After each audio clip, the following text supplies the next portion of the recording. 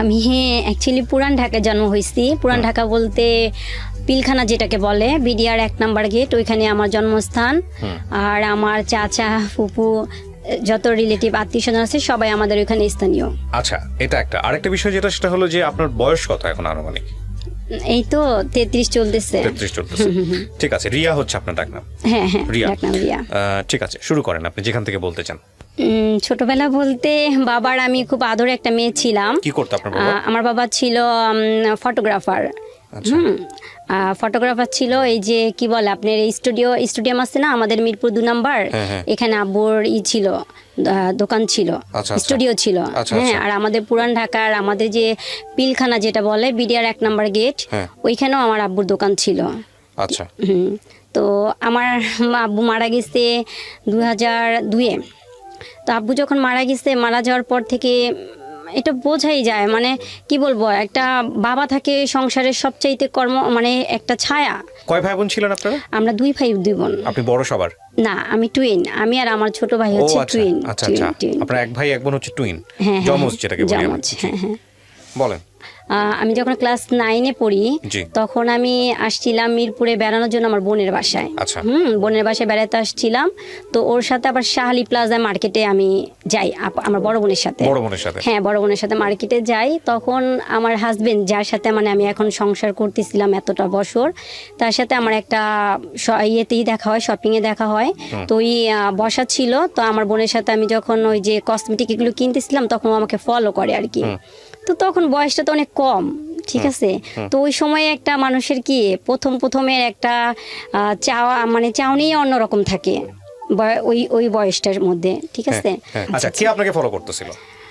দোকানে, মানে ওই যে দোকানে আমি আমার বোনের সাথে যখন যে কেনাকাটা করতেছিলাম না, ওইখানে বসা ছিল ছেলেটা। কেউ একজন আপনাকে ফলো করতেছিল, যেটা আপনি পরবর্তীতে এটা আমি জেনেছেন? মানে ও আমার সাথে একটুখানি কথা কাটাকাটিও করে। যেমন আমি পারফিউম করতেছিলাম যখন আমার বোনের সাথে কিনতেছিলাম যখন, তখন আমাকে বলতেছে যে আপনি কিভাবে জানেন এই পারফিউমটা। ও আর কি মানে আমার সাথে একটা কথা বলার জন্য মানে ইস্যু তৈরি, মানে করতেছে, মানে কিভাবে কথা বলা যায়। তো আমি বলতেছি আপনি কি দোকানদার যে আপনি আমার সাথে কথা বলতেছেন? আমি আপনার সাথে কথা বলবো কিসের জন্য? যে দোকানদার তার সাথে কথা বলবো, আর আমি আপনার সাথে কেন এই জিনিসটা নিয়ে করবো? বলে আমাকে বলতেছে বলেন না আপনি, ভালো লাগতেছে তো আপনার কথা। তুমি ভালো লাগলে তো আপনার সাথে আমি কথা বলবো না। তো আমার বোনকে বলতেছি কি চলো আপু এখান থেকে চলে যাই, এখান থেকে আর আমাদের কেনাকাটার কোনো দরকার নাই, ঠিক আছে। তো যাই হোক, ওইখানেই সমাপ্তি। এরপরে দেখলাম আমি তো ওই সময় আমার স্কুল ছুটি ছিল দেখে আমার বোনের বাসায় বেড়ানোর জন্য আমার আসা আর কি, পুরান ঢাকা থেকে মিরপুরে আসা। তো ওই তখন দেখলাম যে ঠিক একদম আমার বোনের বাসার যেখানে সেখানে কয়েকটা দিন খালি ঘোরাঘুরি করতেছে। তা আমি ভাবলাম যে এই ছেলেটা আমার তো মানে সেন্সে আসি না ওরা কোথায় দেখছি, মানে আমি এটা বাদ দিয়ে দিচ্ছি। কিন্তু ওর যে টার্গেট ছিল, ওই ছেলেটা যে টার্গেটটা ছিল আমাকে মানে দেখার জন্য ও আসতো। তো এরকম কয়েকদিন দেখার পর আমার কাছে কেমন যেন একটা লাগলো যে কি ব্যাপারটা কি, ও এরকম আসতেছে করতেছে। তো একদিন আমার বোনের বড় মেয়েটা, ও ভাগ্নি, ওকে নিয়ে আমি আবার নিচে নামছি। তো আমাকে দেখা ও কথা বললো আর কি যে আপু সেদিনকার যে ইটা করছি না, এই জন্য আমি সরি বলার জন্য আমি আসছি। তো সে হয়েছে তো এইটা বলার জন্য কি আপনি এতদিন ঘুরতেছেন? তো ও বলতেছে কি যে হ্যাঁ আসলে আপনার সাথে খুব মানে মিসবিহেভ করে ফেলছি, তো এই জন্যই আপনি কি মাইন্ড করছেন? আমি কি না মাইন্ড করব না। ছেলেটা বলতেছে। কত সালের ঘটনা এটা? এটা হচ্ছে আপনার আমাদের এই যে গ্রেনেড হামলা হইলো না চারে সেই সময়কার ঘটনা। হ্যাঁ, আচ্ছা। তারপর তার কিছুদিন পরেই তো গ্রেনেড হামলাটার ইটা হইলো। আমি এই যে পুরো বাংলাদেশের কথা বলতেছিলেন। হ্যাঁ, তারপর তো আচ্ছা ঠিক আছে। তো আমাকে বলতেছে কি যে আমি আপনার কোনো একটা সেল নাম্বার নিতে পারবো? তো আমি বলতেছি কি যে আমি তো এখন এই সময় কোনো সেল আমি ইউজ করি না, আর কিভাবে দিব এটা দেওয়ার সম্ভব না। হ্যাঁ। তো আমি বলতেছি যে আমার কাছে তো কোনো মোবাইল নাই, আমি কিভাবে দিব? তো আমি বলছি কেন, যে আপনার বোন আছে না, বোনের যেহেতু ম্যারিড, আপনার ভাগ্নি আছে, বোনের নাম্বারটা আমাকে দেন। তো আমি তখন ওই কাটায় গেলাম, ওর সাথে কথা বললাম না। উমা আবার দেখি সে একই অবস্থা, আবার ঘুরঘুর করতেছে। তো ব্যাপারটা এমন হয়েছে না, তখন কেমন যেন নিজের প্রতি নিজেরও একটা অন্যরকম একটা ফিলিংস একটা কাজ করলো আর কি, যে ছেলেটা আসতেছে ঘুরঘুর করতেছে, যাক ওর সাথে একটুখানি কথা বলি আর কি। এইভাবে একটু কথা বললাম, কথা বলার পর তো আমি আবার কি করলাম, আমার বোনের নাম্বারটা দিইনি, আমি দিছি আমার এক ভাবির নাম্বার। ভাবি বোনের নাম্বার তো দেওয়া যায় না, কারণ বোন যতই হোক। আপনি নাম্বার দিয়েছেন মানে তার মানে আপনার তাকে কোনো না কোনো ভাবে ভালো লেগেছে। হ্যাঁ, আমি তাকে নাম্বারটা দেই। কোন ক্লাসে পড়েন তখন আপনি? ক্লাস 9 এ। ক্লাস 9 এ। আচ্ছা। তো আমি তাকে নাম্বারটা দেই, নাম্বারটা দেওয়ার পর ভাবিকে বলি, ভাবি এরকম এরকম এই ছেলেটা এরকম করে, তো আমি আসলে বুঝতে পারতেছি না, তোমাদের এইখানে বেড়াইতেও আসলাম, আবার এই ছেলেটা আমাকে এরকম করে, যাক। তো আমাকে আমার ভাই বলেছে, এই তুমি পুরান ঢাকার, তোমাদের ওইখানেই তো আরো বেশি এইসব। তাই আমি বলেছি কি, আব্বু তো অনেক কড়াকড়ি আর আমাদের ফ্যামিলিটা অনেক কড়াকড়ি ছিল, এই মানে প্রেম প্রীতি ভালোবাসার দিকে কখনো মানে আমরা ওই দিকে যাওয়ার মতো কোনো চেষ্টাও করতে পারি নাই। তো যাই হোক, তো এইভাবেই মানে আগায় যেতেছে। তো ভাবিকে ফোন দিত, ভাবির সাথে কথা বলতো, ভাবির সাথেই আদান প্রদান হইতো, আমি কবে মিরপুরে আসবো, কবে ওর সাথে দেখা করব, এইভাবেই চলতেছিল। হ্যাঁ, তো যাই হোক, ও প্রস্তাবটা পাঠায় আমার এই ভাবির কাছেই, ঠিক আছে। তো ও তখন আপনি গিয়ে ইয়েতে জব করতো, এই গ্রামীণ ফোনে। হ্যাঁ, গ্রামীণ ফোনে জব করতো, ওর ইউনিফর্ম পরা ছিল, ওই জব করতো ভালো, তখন মোটামুটি ভালোই চলে। তো ও তো আমার চেয়ে অনেক সিনিয়র ছিল, ভালো সিনিয়র ছিল। তো বিয়ের প্রস্তাবটা দেওয়ার পরে আমার আম্মার কাছে আমার ওই ভাবি জানায়, তো বলতেছে যে এরকম যে আসছে, বিয়ের প্রস্তাব আসছে, তো খালাম্মা যেহেতু ভালো, তাহলে আসেন আমরা করাই। তো এর মধ্যে হয়েছে কি, ও ভাবিকে এমনভাবে কনভিন্স করে ফেলছে যে আমাকে ছাড়া বাঁচবেই না। ব্যাপারটা এমন হয়ে গেছে, ঠিক আছে। এইভাবে তো হাত করে, ভাবিদের হাত করে, তারপরে ক্লাসমেট যদি থাকে কেউ ওইভাবে করে হাত করে, এইভাবে করে তো কনভিন্স করার চেষ্টা করতেছে। হ্যাঁ, তো ভাবিকে তো পুরোপুরি, ভাবি তো আমার যতটুকু আমার দিকে আসবে তার চেয়ে বেশি গেছে ওর দিকে টানটা। তো ভাবি দেখছে যে আসলে তো অনেক পাগল আর এরকম, তো আসলে মানে ভালোই হবে, ঠিক আছে। তারপর এতটা পাগল, আমিও ভাবির কাছে ফোন দিতাম, তখন কি করতাম, ওই ফোন ফ্যাক্স থেকে ফোন দিতাম ভাবির কাছে, মানে টিফিনের টাকা জমায় টমায় তখন ফোন টোন দিতাম, যে ভাবি কি খবর, ওর কোনো খবর নিউজ আছে এই সেই। হ্যাঁ, ভাবি বলতো যে এটা বলছে ওইটা বলছে, এই কথাগুলি হইতো আর কি আমার এই। তো যাই হোক, বিয়ের ব্যাপারটা আপনার ফ্যামিলি কিভাবে নিল, রাজি হলো? তারপর রাজি হইলো, রাজি হওয়ার পরে আমাদের বিয়েটা হইলো, মানে মোটামুটি ঘরোয়া টাইপের। মানে আপনার ফ্যামিলি রাজি হয়েছে? ওই সময়টাতে কি করতো, কোনো কিছু করতো ছেলে? হ্যাঁ, তখন ওই ফোনে জব করতো। ফোনে জব করতো? কি হিসেবে ছিল? ও মানে আমার কাছে তো বলছে গ্রামীণ ফোনে জব করতো, এতটুকুই জানি। বাট আমার ওর কোনো ভিজিটিং কার্ড ছিল না, ঠিক আছে। ও কোন মানে লেভেলে ছিল সেটাও আমাকে বলে নাই। আর তখন আমি বুঝতেও পারতাম না, বললেও আমার কাছে লাভ ছিল না, কারণ তখন তো আমি বুঝতাম না যে মানে একটা মানুষের লেভেলটা গেলে তার ইটা কি হয়ে দাঁড়াইতে পারে, ঠিক আছে। সে ম্যানেজমেন্টে আছে নাকি, মানে আছে না অনেক ধরনের, অনেক রকমেরই। তো যাই হোক, তো এইভাবেই গেল। তো বিয়েটা হওয়ার পর, কত সালে বিয়ে হলো আপনাদের? 2004-এ। 2004-এ, হ্যাঁ। 4-এ বিয়ে হলো। তো বিয়ের পর 7-8 মাস পরে আমার বড় মেয়েটা কনসেপ্ট করলো। তো তখন তো আমি মানে পড়াশোনা অনেকটা মানে অফ হয়ে গেল, পড়তেই অফ হয়ে গেল, ঠিক আছে। তো ও হওয়ার 5 মাস আগে, বড় মেয়েটার 5 মাস আগে আমি যে বাসায় ছিলাম, যে বাড়িতে ছিলাম, ওই বাড়িওয়ালার ছেলে একটা মেয়েকে নিয়ে চলে গেছে, ঠিক আছে। তো আমার বেলকুনি থেকে না, ওই যে মেয়েটাকে নিয়ে চলে গেছে আমাদের বাড়িওয়ালার ছেলে, ওই মেয়েদের বাড়িটা আমাদের বাড়িটা পাশাপাশি ছিল। তো ওই মেয়ের একটা মানে বেবি ছিল, 7 বছরের ছেলে। তো ও না বেলকুনিতে না এভাবে হাত দিয়ে না, মানে মলিন হয়ে রাস্তার দিকে তাকায় থাকতো। ওই যে মেয়েটা চলে গেছে আর কি। আপনাদের বাসা থেকে? আমাদের বাসা থেকে না, আমাদের বাসা বাড়িওয়ালার ছেলে যে মেয়েটাকে নিয়ে ভাগায় চলে গেছে। তো ওই আমি শুনছি কি বাড়িওয়ালার মেয়ের কাছ থেকে, মেয়ের কাছ থেকে শুনছি যে আমাকে বলতেছে কি জানিস, আমি যার পাশে ছিলাম ও আবার আমার বান্ধবী ছিল। হ্যাঁ, তো আমাকে বলতেছে জানিস আমার ভাইটা এত একটা খারাপ কাজ করছে না, এই ছেলেটাকে দেখতেছস? আমি কি হ্যাঁ। ওর বোনটা না এই যে ওর মাটাকে নিয়ে না আমার ভাইটা চলে গেছে। আমি কাল্লা তুই কি বলোস, বাচ্চাটা মাশাআল্লাহ কি সুন্দর কিউট, এরকম ছেলে রাইখা মানুষ কিভাবে পারে? আমি কি তাহলে বাবু ভাই কই? আর আমার ওই বান্ধবীর ওর ভাইটার নাম হচ্ছে বাবু। আমি কি ভাইয়া কই? জানি না কোথায় আছে, বলতে পারি না। আমি তো প্রায় সময় না আমি বাচ্চাটাকে দেখতাম কি কান্না করতো। তো আমি আবার নামাজের পর যে দোয়া পড়তাম, তখন ওই বেলকুনির মধ্যে হাঁটাহাঁটি করতাম, যেহেতু আমার প্রেগনেন্সি অবস্থা, তখন ওই বেলকুনিতে হাঁটতাম, ওই বাচ্চাটাকে দেখতাম, খুব খারাপ লাগতো। তো এর মাঝখানে আমার হাজবেন্ড 25 দিন একদম রাত্রে বাসা আসেই নাই। এটা কি বিয়ের পরের কয়দিন পরের ঘটনা? 7 মাস হয়ে আমার মেয়েটা বেবি তখন কি পেটে, তখনই অবস্থায়? আচ্ছা, হুট করে আসলো না? হ্যাঁ, আসে নাই, রাত্রে আসে নাই, এমনি দিনের বেলা আসতো, হঠাৎ আসতো। রাত্রে সে কি দোহাই দিত? হ্যাঁ, আসে না কেন? বলতেছি। হ্যাঁ, তো ও আইসা দেখতো কি, আমি আবার ওই সময় কি মানে আমার তখন ঘরে টিভি ছিল না, আমি সর্বক্ষণই কেন জানি কোরআনের প্রতি আমার এত ভালো লাগতো, খালি কোরআনই পড়তাম, খুবই ভালো লাগতো, কোরআন পড়তাম, নামাজ পড়তাম। তো ও এসে বলতেছে কি, আমি বলছি তুমি কোথায় গেছো, তুমি বাসায় আসো না, দেখো আমার কি অবস্থা, তুমি যে আসতেছো না, তুমি মানে কোথায় যাও, কি করো, আমার তো কিছু বলতেছো না, আর আমার কাছে তো মোবাইল নাই, আমি তোমার ফোনও দিতে পারি না, তুমি একটা ফোনও দিয়া খবর নাও না।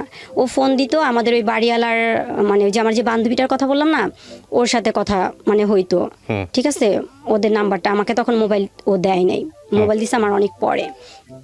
তো যাই হোক, এরপরে ও আমাকে বলতেছে কি, আরে শুনো না, তুমি তো নামাজ পড়ো, তোমার ইটা আল্লাহ দোয়া কবুল করবো, আমার ফুপু তো অনেক অবস্থা খারাপ, তাকে ডায়ালিসিস করাইতেছে, আমার না থাকতে হয়, কিন্তু আমি না এইটার মানেটা বুঝি নাই, মানে ডায়ালিসিস কি জিনিসটা কি, হ্যাঁ এটা কি, মানে এটা কোন রোগ। তো ওরা আমি কোশ্চেন করতেছি এটা কি অনেক বড় রোগ? তো বলতেছে কি, আরে পাগল তুমি বুঝো না, এটা এমন একটা রোগ, এই রোগের অনেক সমস্যা হয়, আমার তো থাকতে হয় ওইখানে, রাত জাগতে হয়, কেউ নাই, এই জন্য আমি থাকি। তো আমি তোর কথা ওইভাবে বিলিভ করছি, যে সুন্দর করে এত সুন্দর করে বলতেছেন, মানে অবিশ্বাস করার মতো কিছু না। তো যেহেতু আমি যাই না মাঝে বসা, আর আমার সামনে কোরআন, তো আমাকে কোরআনের দোহাইও দিয়ে বলতেছে যে তুমি অনেক সুন্দর কোরআন পড়ো, তো তুমি আল্লাহর কাছে করো, ফরিয়াদ করো, আল্লাহর কাছে দোয়া করো, আমার ফুপু যেন ভালো হয়ে যায়। তাই আমি ভাবছি কি আসলে মনে হয় অনেক অসুস্থ, এইটাই। তো কিছুদিন পর আমার কানে আসলো একটা এমন একটা অদ্ভুত কথা, মানে সেটার জন্য আমি প্রস্তুত না। কি হইলো? এটা বিয়ের কতদিন পরের ঘটনা? তখনও বেবি পেটেই? হ্যাঁ, এই পেটে থাকা অবস্থায় এরকম ঘটনা কানে আসতেছে? আচ্ছা, হ্যাঁ, কি কানে আসলো? তো আমার ওই বান্ধবীটা আমার কাছে আসছে, রিয়া তুই কি জানিস কি হয়েছে? আমি কি হয়েছে? কয় আমার হাজবেন্ড যে, হ্যাঁ, তোর কথা বলছে, ভাই কি করছে তুই জানিস? আমি কি না, কি জানবো, কারে বাবু আমার ভাই যে মেয়েটারে নিয়ে চলে গেছে, ওই মেয়েটারে নিয়ে তো নিয়ে রাখছে। আমি কি বলস, চা, আরে ওই রাখবো কোত্থেকা, মাথা নষ্ট। তো আমি বলতেছি না, তুই এটি বোন প্লিজ আমার এখন এই সময় এটি বলিস না তো, কারণ আমি না তখন এমন একটা জিনিসে ছিলাম ভাইয়া, যে আমার বেবিটা আমার পেটে, মানে আমি তখন বুঝতামও না যে মানে কিরকম, মানে ওই ইটা আমার আসে নাই, বয়সটা এরকম হয়ও নাই, এটা মানে এরকম একটা তো এর মাঝখানে আমার ওই নিউজটা দিতেছে, আমি অদ্ভুত, মানে ওরা বলছি এই তোর কাছে কোনো প্রমাণ থাকলে তুই প্রমাণ নিয়ে আসিস, তো আমার কাছে এই সমস্ত অদ্ভুত কোনো কথা বলিস না, বলছে কি তুই জানোস না, আমরা নিউজ পাইছি, এখন দেখিস না, এটা নিয়ে অনেক কিছু হয়, আমি তো চিন্তা করতেছি এলাকার মধ্যে না জানি কি জানি হয়ে যায়। তো গেল, তো এর মাঝখানে আমার আম্মু তখন বাজার কইরা মাত্র উপরে উঠতেছে, আমি যে বাসায়, সেই বাসার রেলিং নাই, মানে আনকমপ্লিট বাড়িটা ছিল, রেলিং ছিল না, আমার আম্মু 3 তলা অলরেডি উঠে গেছে। তখন কি হয়েছে, ওই যে মেয়েটাকে নিয়ে আমাদের বাড়িওয়ালা ছেলে চলে গেছে যে, তো ঠিক আছে, ওই বাবুকে তো আটকে রাখছে ওর বোন, ঠিক আছে, এখন ওই যে আমার আম্মু বাজার নিয়ে যে উঠতেছে না, তখন কি হয়েছে, ওই মেয়ের মা আর মেয়ের হাজবেন্ড চলে আসছে, সিঙ্গাপুর ছিল মেয়ের হাজবেন্ড, সেও চলে আসছে বাংলাদেশে, তো দুইজন একসাথে একত্রিত হয়ে উঠতেছে। তো আমার আম্মা উঠতেছে, পরে আমার আম্মাকে জিজ্ঞেস করতেছে, এই দাঁড়ান, আপনি কি রিয়ার আম্মু? তো বলতেছে কি হ্যাঁ আমি রিয়ার মা। আপনার কি হয়? বলতেছে আমার মেয়ের জামাই। আপনার মেয়ের জামাই কোথায় আছে? তো বলতো আমার আম্মা বলতেছে আমার আম্মাও জানে যে আমার ফুপু শাশুড়ি অসুস্থ, সেখানে আমার হাজবেন্ড আছে। তো বলতেছে যে কেন আমার সেটা সে কৈফত আমি আপনি কি দিব কেন? আমার মেয়ের জামাই আছে তার জায়গায় আছে, আপনাকে বলবো কেন? এই মহিলা, আপনি কি জানেন আপনার মেয়ের জামাই কি করছে? তো ওই কি বলে ওই মেয়ের হাজবেন্ড বলতেছে আপনার মেয়ের জামাই কি করছে আপনি জানেন? আপনি কি জানেন আমি কে? তো আমার আম্মা বলতেছে আমি কিভাবে জানবো, আমি কি আপনাদের কি এর আগে কখনো দেখছি? আর আমাকে পরিচয় না দিলে, আর আপনারা তো একটা জিনিস বেয়াদবি করতেছেন, বলা নাই, জানা নাই, শোনা নাই, আপনারা এরকম ব্যবহার করতেছেন, এটা খারাপ করতেছেন না, আপনি পরিচয় দেন আমাকে। তো ওরা তো অনেক ক্ষিপ্ত, কারণ ওরা সব কিছু যাই না শুনে একদম যে আপনার মেয়ের জামাই আমার বউকে নিয়ে ভাগায় নিয়ে চলে গেছে। তো আমি তখন আপনার বাড়িতে বিয়ের 7-8 মাসের পরের ঘটনা? হ্যাঁ হ্যাঁ। তো আমি গেটটা খুলে দেখতেছি খুব হট্টগোল, চিল্লাচিল্লি হইতেছে, মানে প্রচন্ড হাউকাউ। তো আমি আমার আম্মারে বলতেছি, আম্মা কি হয়েছে, আম্মা কি হয়েছে? তো এক পর্যায়ে কি হয়েছে, কথা কাটাকাটি করতে করতে ওই যে মেয়েটাকে নিয়ে ভাগায় চলে গেছে না, তো আমার আম্মা বলতেছে কোনো প্রমাণ আছে? তো ওরা কি করছে, ওরা তো সব প্রমাণ নিয়ে আসছে। রাজ নাকি এই ড্রেস কিনছে যেখান থেকে, সেগুলি ওরা ফলো করছে। ড্রেস কিনছে মেয়ের জন্য, এগুলি সবই ফলো করছে। তো ওইগুলি সব প্রমাণ নিয়ে আসছে। তো আমার আম্মুরে কি করছে, একটা চর মারছে। তো চর মারছে, তো ওই যে বললাম না রেলিং নাই। আম্মু মানে আপনার আপন মা নাকি শাশুড়ি? আমার মাকে। আপনার মা তখন কোথায় ছিল? মানে আপনার ওখানে আপনার টেক কেয়ার করতো? আমি তো আমার টেক কেয়ার করতো। মানে আপনি কি আপনার বাড়িতে ছিলেন নাকি? হ্যাঁ, আমার বাড়িতে ছিলাম, আমার মার সাথে ছিলাম। আচ্ছা আচ্ছা, তো আপনার বাড়িতে আসছে এর কমপ্লেইন নিয়ে? আচ্ছা আচ্ছা আচ্ছা। এটা তো ওর বাড়িতে যাওয়ার কথা। তো তারপরে আমার আম্মু কি পড়ে যেতে নিচ্ছে, তো আমার বান্ধবী ধরে ফেলছে। তো ও এখানে ট্যাকেল দিচ্ছে যে ধরে ফেলছে যে এই তো মার্ডার কেস হয়ে যেত এখন। তো ওদেরকে বলছে যে আপনারা তাড়াতাড়ি চলে যান, আপনাদের যা সমস্যা আপনারা আমাদের কাছে কমপ্লেইন জানাইতেন, তারপরে আমাদের ভাড়াটিয়ার উপরে আপনি এরকম করতেছেন কেন? তো ওরা আসলে কি ভাইয়া, এরকম হইলে না কারো মাথায় না ঠিক থাকে না। একই তো মনে করুন ওই বাচ্চাটাকে ফেলে ওই মেয়ে চলে গেছে, তার মধ্যে আমরা তো এগুলি জানি না, আমরা তো এগুলি তো কিছু জানি না। তো ওরা তো সবকিছু যাই না শুনে আসছে, কিন্তু ওদেরও ভুল হয়েছে। ওরা যদি যাই নাও থাকে, ওরা তো আগে আমাদের জানাবে, তাই না? জেনে কোয়ারি করবে তারপরে। হ্যাঁ, তারপরে একটা মানুষকে ব্লেম দেওয়ার আগে বা করার আগে তার তো উচিত জানানো। তো ওরা এটি কিছু করে নাই। তো যাই হোক, এরপর কি হয়েছে, ওই আমার হাজবেন্ড ওর এক ফ্রেন্ড, তো ও আবার আমাদের বাসায় আমার বিয়ের পরে আসছিল। তো আবার আমার বাসাটা আমি যেখানে ছিলাম মিরপুর 11, ওইটা বাস স্ট্যান্ডে ছিলাম। তো বাস স্ট্যান্ড চেঞ্জ করে তো ভিতরে গেছি, তো ওর কাছে তো ছিল আমার কি বলে ওই বাড়িওয়ালাদের নাম্বার।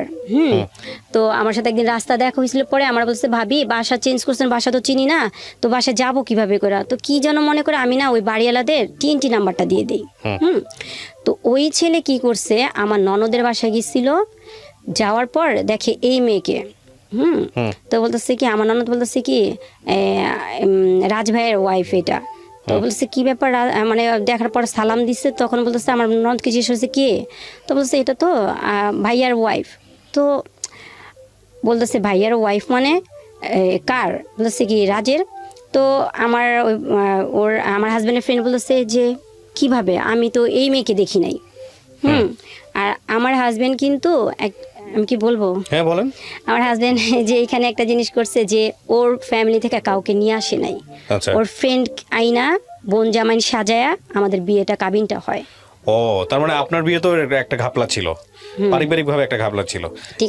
এইগুলো খুব নোট করার মতো পয়েন্ট। আচ্ছা হ্যাঁ, তারপর তো আমি তো আমার ননদকে দেখি নাই, আর ওরাও আমাকে দেখে নাই। ও, তখনও আপনি হলো শ্বশুর বাড়িতে যান নাই? ও, দ্যাট ইজ দ্য ফ্যাক্ট। ওকে, আচ্ছা আচ্ছা, যাই নাই। এরপরে কি হয়েছে, তারপরে আসলো আমার ওই কি বলে ওই ফ্রেন্ড ও আসলো আমাদের বাসায়। আসার পর আমার আম্মাকে বলার পর বাড়িওয়ালাকে বললো। তো বলার পর বললো যে এইখানে একটা কথা আছে, মাঝখানে ফেলে দিছি। আমাদের পুরান ঢাকায় কালচারে একটা নিয়ম আছে, মানে যে কি বলে 7 মাসে একটা মানে অনুষ্ঠান হয়, হ্যাঁ সাতশা বলে। তো আমার এক অনুষ্ঠানটা খুব বড় সড়ো করে করা হয়, খুব বড় সড়ো করা হয়। আমার যে মেজো মামা আমাকে খুব বেশি আদর করতো। তো মেজো মামা আবার আমাকে তখন 3 ভরির মধ্যে একটা নেকলেস দেয় আমাকে। নেকলেস দেয়। আমার যে মানে চাচারা মামারা সবাই আসে, ঠিক আছে, সবাই আসে। তো আমি যে বাসায় ছিলাম ওই বাসার বাড়িওয়ালা তারাও জানতো না যে আমাদের ফ্যামিলিটা মানে এত মানে ভাই।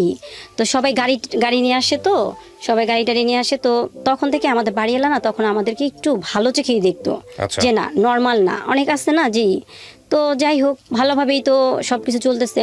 তো এর মাঝখানে যে রাজের যে এই যে প্রবলেমে যে জড়ায় গেছে, ও কিন্তু আমাকে কিছু বলে নাই, কিন্তু 25 দিন আসা যাওয়া করছে দিনের বেলা, রাত্রে থাকতো না। এরপরে ওই যে ওর ফ্রেন্ড আমার বাসায় আসার পর তখন কি হয়েছে, তখন জানাজানি হইল।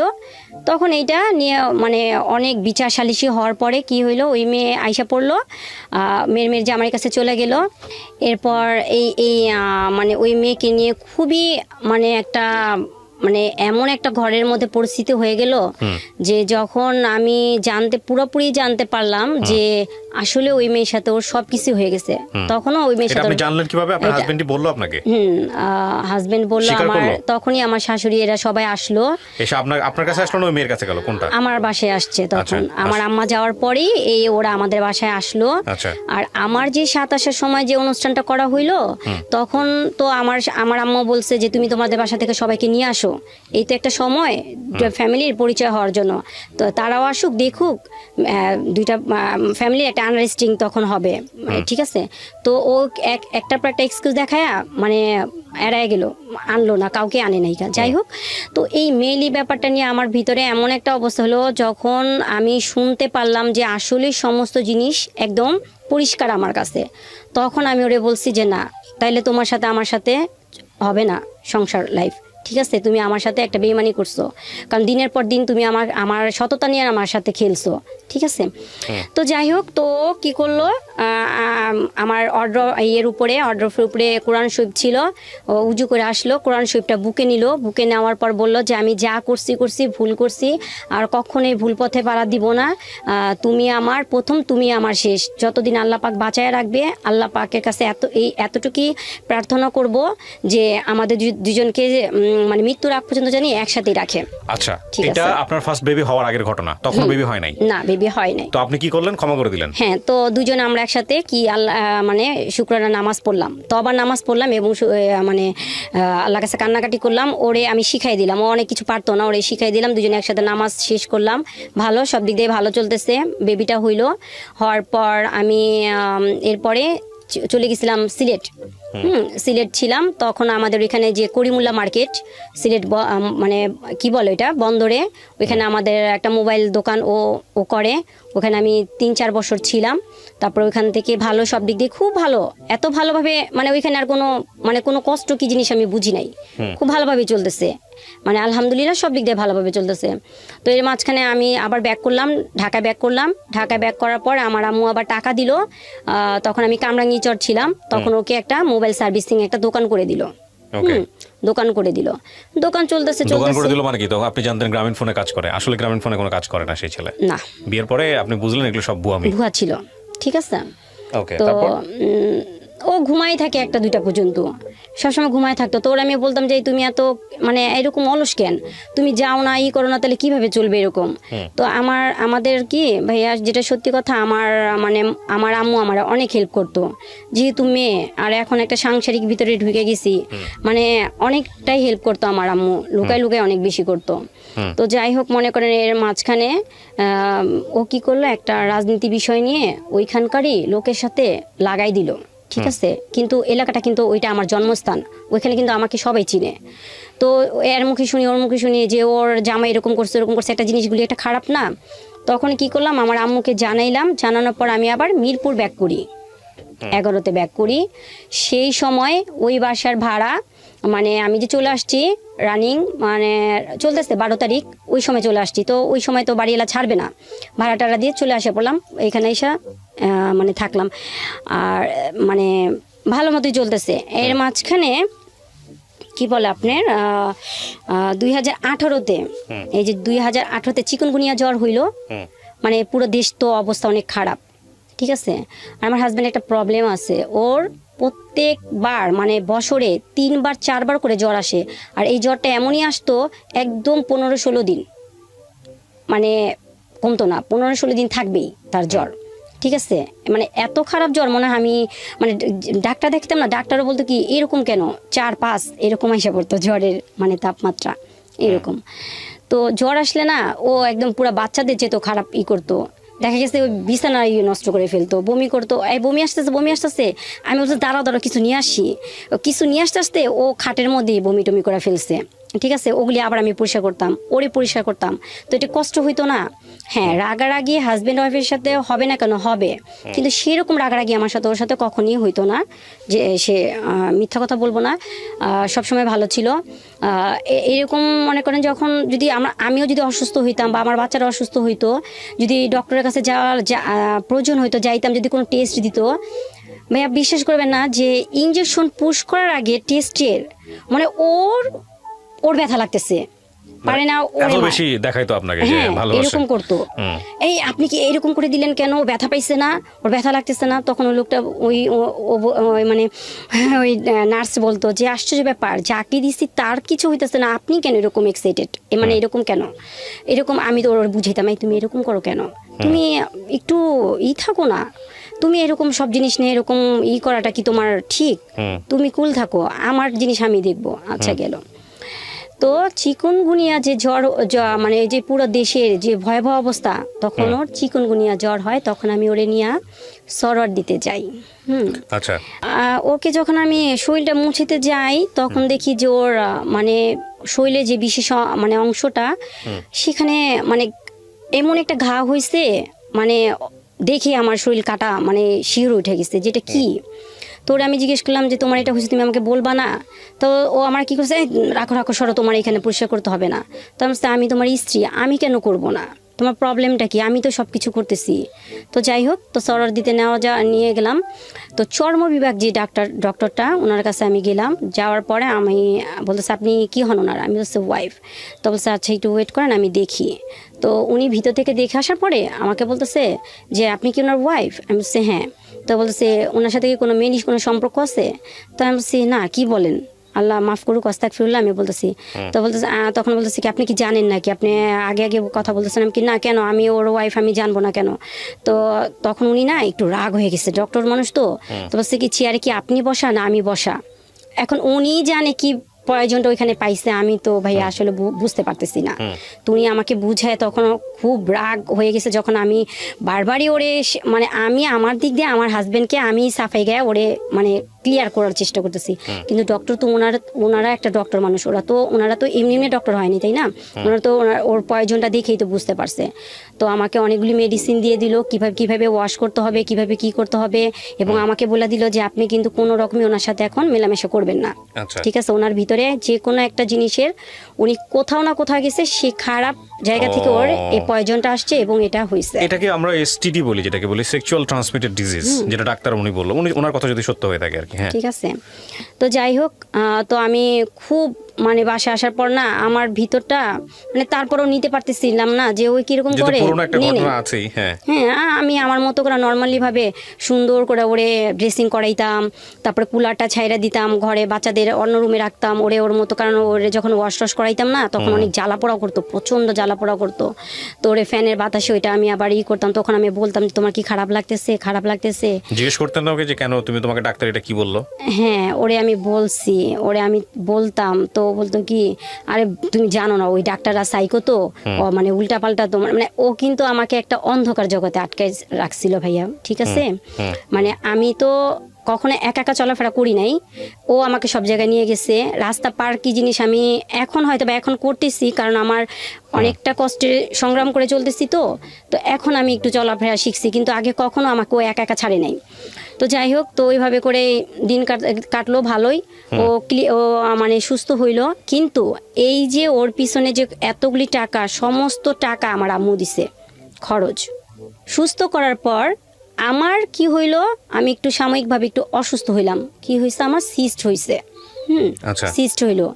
এরপরে আমি আমার ছেলেটা পেটে আসলো, 2টা মেয়ের পর পেটে আসলো।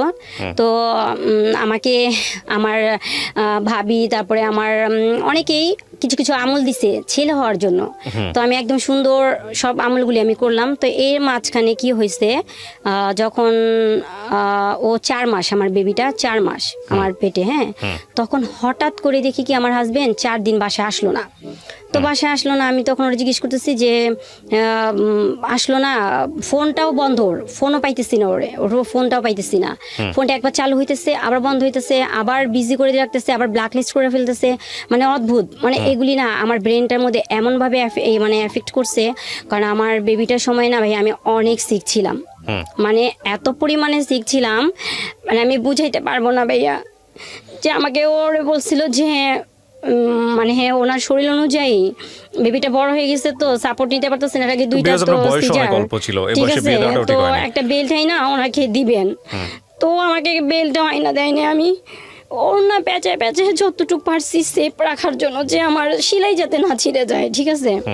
তো এর মাঝখানে ও যে এই কাজটা করছে না, আমার খুবই খারাপ, মানে মেন্টালিটি খুব আঘাত করছে। তো 4 দিন 5 দিন পর আসলো, আসার পর পুরো নর্মালি এখানে আমি আমার ননদের হাজব্যান্ডকে জানাইলাম, ওদের সবাইকে জানাইলাম। ওরা বলতেছে থানায় জিডি করব। কোন হিসাবে জিডি করব? এটা তো কোনো কিছু আমি পাইতেছি না। আসলে ভাবি কার সাথে গেছে, আমি না ভাইয়া ওর কোনো ফ্রেন্ডের সাথে কথা বলতাম না। হ্যাঁ, ওই পর্যন্ত হাই হ্যালো ব্যাস সালাম দিতাম ওই পর্যন্ত। কিন্তু একটা আছে না, মানে ওর ফ্রেন্ডের সাথে কথা বলবো বা ওই কি করে না করে এইরকম কোনো টার্গেটটা আমার ছিল না। আচ্ছা। ছিল না। তো আমাকে সবাই জিজ্ঞেস করতেছে তো কিভাবে কি করা যায়। তো আমার আম্মা বারবার ফোন দিতেছে, মা তুমি তোমার দিকে তাকাও, বাচ্চার দিকে তাকাও, যেহেতু তোমার 2টা মেয়ের পর ছেলে আসতেছে, তুমি তো তোমার আব্বুকে হারাইছো, তো তোমার তো বাবা আসতেছে, তুমি এইখানে খেয়াল করো। তো যাই হোক, তো আসলো, আসার পরে সে নর্মালি ওয়াশরুমে চলে গেছে। 4 দিন পর আসার পর সে ডাইরেক্ট ঘরে ঢুকেই ওয়াশরুমে চলে গেল। তো আমি তখন আর ওর সাথে কোনো কথা বলি নাই, কেন ওর মতো ওরে ছেড়ে দিছি। এরপরে মাঝখানে আমার অবস্থাটা খুবই খারাপ হয়ে গেল। আমি ডক্টরের কাছে গেলাম, আমার ব্লাড টেস্ট আসলো, হিমোগ্লোবিন পয়েন্ট চলে আসছে 7। তো আমাকে বলে দিচ্ছে আপনি কিন্তু ডোনার ঠিক রাখেন, আপনি কিন্তু পজিশনটা কিন্তু খুবই মানে ক্রিটিক্যালি পর্যায়ে চলে আসছে। আর আমার হাজব্যান্ডকে বললো আপনি প্লিজ একটু সময় দিয়েন, যেহেতু আমার রেগুলার উনি ডক্টর, সবসময় ওনার কাছে আমি দেখাই। তো ওকে বলে দিল যে আপনি কিন্তু ওনাকে কিন্তু ভালো মতো টেক কেয়ার করবেন, ওনাকে কিন্তু কোনো রকম মেন্টালিটি কিছু প্রেশার দেওয়া যাবে না, কারণ ওনার কিন্তু প্রেশার আপ ডাউন করতেছে, এতে কিন্তু বাচ্চার সমস্যা হয়ে যাবে। আচ্ছা গেল। তো এর মাঝখানে ও ঘরে ঢুকে কথা বলতেছে, কার সাথে কথা বলছে আমি জানি না। তো আমার রুমে থেকে আমি এক রুম থেকে আরেক রুমে আসলাম। ও আমাকে দেখা রীতিমতো এমন একটা বিহেভ করলো, আমাকে বলতেছে কি মানে আমি বুঝলাম না, তুমি আসলে এরকম অশিক্ষিত মানুষ অশিক্ষিতর মতোই কাজ করে। আমি কি করলাম, আমি তুমি যে ঘরে ঢুকছো তুমি নক করে ঢুকবা না, তুমি এরকম করে ঢুকলা যে। তো আমি বলছি কি ব্যাপার, এটা তো আমার রুম, তো ঢুকলে কি হয়েছে, সব ঘরগুলি আমি গুছাই না, আমি তোমার কাছে আসছি। তো আমার শরীরটা না ভাইয়া খুব খারাপ লাগতো ওই সময়টা, মানে খুবই খারাপ যাইতো, মানে শরীর ব্যথা করতো, মানে কিরকম শুধু ওর তো কি করলো, উইঠাই ওর কানে থেকে হেডফোনটা ছিঁড়া ফেলাই দিল, মোবাইলটারে মানে ছুঁড়া মারলো, খাটের উপরে যেয়ে পড়লো। মানে সম্ভবত ওই মেয়ের সাথে কথা, যে মেয়েটার সাথে যে সম্পর্কটা মেয়ের সাথে কথা বলতেছিল আর কি, আমি তো তখন জানি নাই, আমি জানছি পরে। তো তখন ওরে আমি বলছি দেখো তুমি আমার সাথে তো এই ব্যবহার করা ঠিক না, এই সময় তোমার কিছু একটা হয়েছে বলো না আমারে, কি হয়েছে বলো, আমি তোমার কোনো দিক দিয়ে বিরক্ত করছি, করলে আমারে মাফ করে দিও। তুমি ইম্পর্টেন্ট কথা বলতেছিলা, তাহলে আমাকে তুমি বলতা, তাহলে আমি আসতাম না। তো আমি আর বলতে পারি নাই যে আমার একটু তোমার কাছে না থাকতে ইচ্ছা করতেছিল, এই জন্যই আসছি, কিন্তু সেটা আমি বলি নাই। আমি আমার মতো করে আমি আমার বেডরুমে চলে খুব কান্না করছি। তো এর মাঝখানে 2-3 দিন পরে সেই লোক আবারও 4 দিন আসলো না, 4 দিন আসে নাই।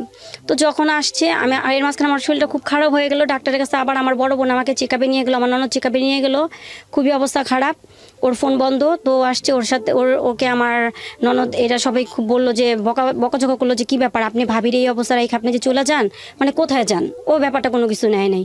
তো আমার আবার খুব রাগ লাগতেছে, ও আসুক ওর সাথে আমি কথা বলবো, এটা ওর ভাই বোন ওকে যা বলছে, কিন্তু আমি ওর সাথে ক্লিয়ার কথা বলবো, প্রবলেমটা ওর কোথায় যায় দাঁড়াইছে। তোরে কথা বলার পর ও কি করলো, এক পর্যায়ে আমাকে খুব জোরে একটা ধাক্কা দিল, ঠিক আছে। তো ধাক্কাটা আমি যাই আমার কি বলে যে স্টিল আলমারির ওইখানে যায়, মানে পুরো শরীরে প্রেশারটা যায় না ভাইয়া, মানে এইভাবে আমি ধাক্কাটা খাইছি, ঠিক আছে, ঝাঁ পড়ছি। তো ওইখান থেকে পড়ার পরে ছিল আমার এই যে ড্রেসিং টেবিলটা, ওইখান থেকে আবার ব্যাক করে ড্রেসিং টেবিলে এসে পড়ছি, ঠিক আছে। তো কত জোরে আমাকে ধাক্কা দিছে। তো ধাক্কা দেওয়ার পরে ও আইসা বলতেছে কি বোঝো না যে আমি কি বলতে চাই, তুমি কেন আমাকে ডিস্টার্ব করো। তো আমি বলছি যে তুমি কি, মানে সেদিন খুব কথা কাটাকাটি হয়, 1 পর্যায়ে 2 পর্যায়ে মনে করেন এমন অবস্থা হয়, তখন আমার প্রচন্ড মানে পেইন শুরু হয়ে যায়। তো আমাকে হসপিটালে নিয়ে যায়। এটা আমার থার্ড বেবি। ওকে, হ্যাঁ, থার্ড বেবি। তো ডক্টরের কাছে যাই, যাওয়ার পরে দেখেই তো ডক্টর হতভম্ব, কারণ এখনও সময় আমার হয়নি, অনেক সময়ের বাকি। ওনারা আমাকে বলতেছে যে আমরা কিভাবে করাবো, এখন তো সময় হয়নি, এই বাচ্চা তো আমরা টিকাইতে পারবো না। তো আমি বলতেছি যে আপনি কি কোথাও ব্যথা পাইছেন। উনি আমাকে বলতেছে যে আপনি এরকম সমস্যা হইতেছে, ব্লিডিং হইতেছে, অলরেডি আমার ব্লিডিং শুরু হয়ে গেছে, হ্যাঁ পানি টানি ভাঙতেছে, ব্লিডিং শুরু হয়ে গেছে। তো আমি বলতেছি, আমি তখন হাইড করতেছি, ডাক্তারের কাছে তো আর কিছু বলা যায় না, ঠিক আছে। তো ডাক্তার ওরে বললো যে আপনি খুব তাড়াতাড়ি 4 ব্যাগ ডোনার রেডি করেন, হ্যাঁ ওনার অবস্থা অনেক খারাপ, খুব তাড়াতাড়ি ডেলিভারি করাইতে হবে, এবং বাচ্চা খুব তাড়াতাড়ি ওরে ওই যে ইয়েতে রাখতে হবে, কাচের রুমে রাখতে হবে, ঠিক আছে। তো এগুলি বললো। তো আমাকে সেদিন রাত্রে অবজারে রাখলো, যেহেতু আমার বাচ্চাটা 33 উইক, হ্যাঁ, আনপ্রিপেয়ার বাচ্চা, ফুসফুসের কার্যকারিতাটা কিন্তু তখন হয় নাই। তো ওরে বলে দিল যে আপনি সকালের দিকে চলে এসে পড়বেন আমার এই হসপিটালে, ইসলামিয়াতে আমার এই হসপিটালে কিন্তু বাচ্চার এটার ব্যবস্থা নাই, আপনি অন্য কোথাও নিয়ে যেতে পারবেন, জাস্ট আমরা ডেলিভারির পরে বাচ্চাটা আমরা আপনার হাতে দিতে পারবো, এছাড়া আর কিছু করতে পারবো না, আর আপনি সকালবেলা চলে এসে পড়বেন। এটা আমার ডক্টর যে আমাকে দেখতো সে ওরে বলে দিছে। সেই মানুষ সারা রাত তার মোবাইল এঙ্গেজ, এখানে আমার মানে যতটা সময় চলে যেতেছে অতটা সময় আমার খুব মানে খারাপ পর্যায়ে চলে যেতেছে। যাই হোক, বেবিটা লাস্ট ফিনিশিংয়ে বাঁচাতে পারি নাই, মারা গেছে বেবিটা। মানে ওর এই আচরণের কারণে মানে খুবই দুঃখজনক। ওরে ডাক্তার বলছে 8:30টার দিকে আসতে, ও আসছে 2:30টার দিকে, 2:30টার দিকে আসছে, তখন আমার অবস্থা খুবই খারাপ। কত সালের ঘটনা এটা? এটা 2019 সালে, এই 2 বছর আগের। হ্যাঁ, খুবই অবস্থা খারাপ। মানে আমি নিতে পারতেছি না, অক্সিজেন চলতেছে কিন্তু আমার মানে টেম্পারেচার কমে যেতেছে। তো আমার বড় ভাই আমাকে বলতেছে কি যে আমার মাথায় হাত বুলায় বলতেছে কি, আপুরে তুই একটু আমার দিকে তাকা, তুই একটু আমার কাছে বল, আমি তোরে নিয়ে যাই, আমি তোরে কোলে করে নিয়ে যাবো, তুই রাজের জন্য অপেক্ষা করিস না, তোর অবস্থা অনেক খারাপ। কারণ আমাকে নিয়ে বোর্ড মিটিং বসছে তো ডক্টররা, তো বলতেছে যদি এই রুগী মারা যায় তাহলে আমাদের হসপিটালের জন্য একটা খারাপ একটা রেকর্ড হয়ে যাবে, কারণ এখন পর্যন্ত এরকম রুগী মারা যায়নি, ঠিক আছে। তো আমার ভাইয়ের সাথে ওর রাজিকে তো পাইতেছে না, জানাবে তো হাজবেন্ডকে, এখন হাজবেন্ডও আসতেছে না।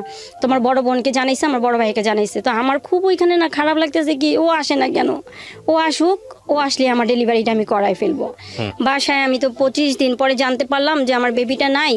তখন আমার কি বলে ওর মোবাইলে একটা ফোন আসে, ফোনটা এরকমই ছিল, ওই মেয়ে ফোন দিছে, ফোনটা আমি রিসিভ করি। আমার হাজবেন্ডের মোবাইলটাতে এমনভাবে আমার কাছে হাইড করে রাখতো, ওয়ার্ডরোবের ভিতরে তালা মারে রাখতো, বা কিচেন রুমে মানে লুকায় রাখতো, যাতে আমার কাছে না পড়তো, ওর মোবাইলটা আমার কাছ পর্যন্ত না আসতো, এরকম। তো সেদিন কি আল্লাহর কি অশেষ রহমত, সেদিন আমি ওর ফোনটা পাওয়ার পর দেখি কি ওই মেয়েটা বলতেছে খারাপ ভাষা গালি দিতেছে, তুই কি খালি ঘুমাইতে থাকোস, তোর জন্য আমি ওয়েট করতেছি, তুই কখন আমাকে নিয়ে যাবি। তো আমি একটা মেলি কণ্ঠ, কোথায় ছিল তখন? ঘরে শোয়া ঘুমাচ্ছিল। আমি তখন হতভম্ব যে কি, হাউ ইজ পসিবল, আমার হাজবেন্ডের মোবাইলে একটা মেয়ে তারপরে এইভাবে কথা বলতেছে, এটা তো মাইনা নেওয়ার মতো না। তো ওরে আমি জিজ্ঞেস করলাম এই মেয়েটা কে, তো আমরা বলতেছি কি, আপনি মেয়ের সঙ্গে কথা বলছিলেন না? না কথা বলতে পারিনি, কারণ ও কেটে দিচ্ছে, আর আমার হাজবেন্ডের মোবাইলটা তো পাসওয়ার্ড দেওয়া, আমি তো খুলতে পারি নাই। হ্যাঁ, এমনি এর আগে আমার কাছে মোবাইলটা থাকতো, যখন এই মেলি ব্যাপার ও যখন মানে হয়েছে তখন থেকে এই মোবাইলটাই আমার ঘরে ছিল প্রথম ইস্যু, ঠিক আছে। তো যাই হোক, এরপরে দিয়ে ওরে জিজ্ঞেস করলাম, ও বলতেছে কি আমার মাথায় আঙ্গুল দিয়া গুতা দিয়ে এইভাবে মানে করে, আরে তুই তো একটা সাইকো হয়ে গেছিস, ওই যে বাচ্চা মরে গেছে না, মারা যাওয়ার পর থেকে মানে মাথায় শুধু সব সময় ওলট পালট জিনিস, কে ফোন দিবে আমারে, পাগল। এখন তো আমি কারোর কাছে প্রমাণও দিতে পারতেছি না, কারণ মোবাইলটা তো আমার কাছে না, আমি কারে কি বলবো।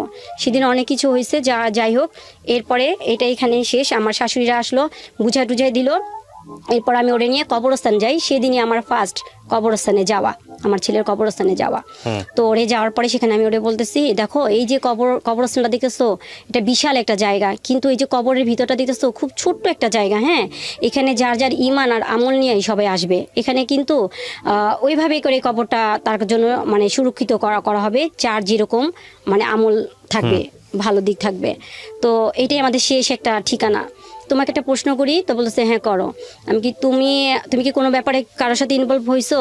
যদি আমি তো ওরে কখনো নাম ধরা ডাকি নাই, আমার বড় মেয়ের নাম দিয়ে ওরে ডাকতাম। তো বলতেছি রাজনাব্বু দেখো, তোমার কাছে আমার শেষ একটা ইচ্ছা, আমি তো তোমার কাছে সংসার লাইফে এরকম আমার কিছু চাই নাই, এটা আমার একটা মানে ধরো তোমার কাছে এটা চাওয়াই, তোমার যদি এরকম মনে হয় না যে তুমি আমাকে দিও, আর যদি মনে হয় দেওয়ার দরকার নেই তাহলে চলে যাও। সেটা হচ্ছে তুমি যদি কারোর প্রতি ইনভলভ হয়ে যাও তাহলে তুমি এখান থেকেই চলে যাও, আমি তোমার ব্যাকে ডাকবো না। হ্যাঁ, এই কবরস্থান তো এখানে আমি তোমার সাথে এখানে আমার শেষ, এখানেই, কারণ এই জায়গায় আমাদের সবার আসতে হবে। ও কি করছে ভাইয়া, আমার শ্বশুর মারা গেছে, তার 10 দিন পরে তো আমার ছেলেটা মারা গেছে, এখানে কিন্তু আমার শ্বশুরও মারা গেছে, আমার ছেলেটা যে মারা গেল না, তার 10 দিন আগে আমার আমার ছেলেটা, এই আমার শ্বশুর মারা যাওয়ার 10 দিন পর আমার ছেলেটা মারা গেছে। তো দুইটা কবরের মধ্যে এইভাবে হাত রাখলো, হাত রেখা বলতেছে দেখো এখানে আমার ছেলে, এখানে আমার বাবা, বিশ্বাস করো তুমি ছাড়া আমার লাইফে কোনো মেয়ে আসে নাই। আর এই আমি দুইটা কবরের মধ্যে হাত রেখা বলতেছি, এই কসম খাইতেছি তুমি আমার বাচ্চাদের কাছ থেকে আমার দূরে সরাই দিও না, আমাকে তুমি দূরে করো না, আমাকে তুমি আরেকটা সুযোগ দাও, আমার যা হয়েছে হয়েছে, আমি ওইটা শেষ করে দিচ্ছি। হ্যাঁ, তো আমি ওরে বিশ্বাস করলাম, বিশ্বাস করার পরে ওরে আবার সে আগের মতো ঘরে জায়গা দিলাম।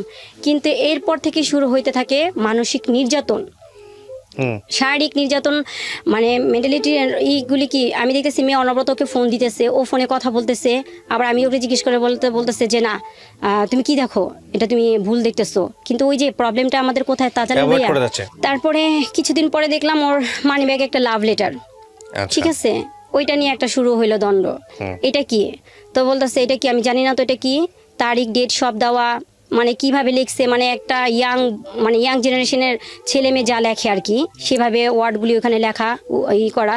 তো আমি ওরে বলতেছি, মানে দিনের পর দিন যেতেছে, ওরে বোঝার চেষ্টা করতেছি দেখো তোমার 2টা মেয়ে আছে, হ্যাঁ তুমি বাচ্চাগুলির দিকে তাকাও, তুমি ব্যাকে আসো, হইছে ভুল হইতেই পারে, মানুষ মাত্রই ভুল, তুমি ব্যাকে আসো, তুমি অন্তত বাচ্চাগুলির দিকে তাকাও, তুমি ওদের দিকে তাকায় তুমি দেখো ওদের লাইফের কথা চিন্তা করো, তুমি এটা ফালায় দাও, ঠিক আছে।